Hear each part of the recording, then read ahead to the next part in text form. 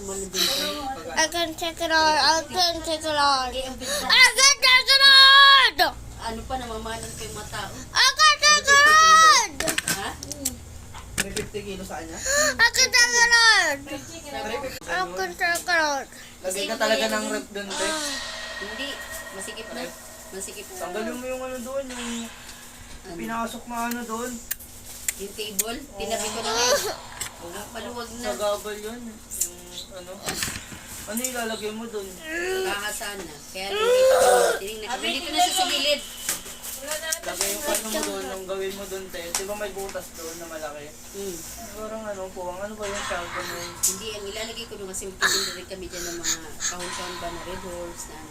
Doon namin nilalagay yung mga kahon. Ano, Rashid? Habang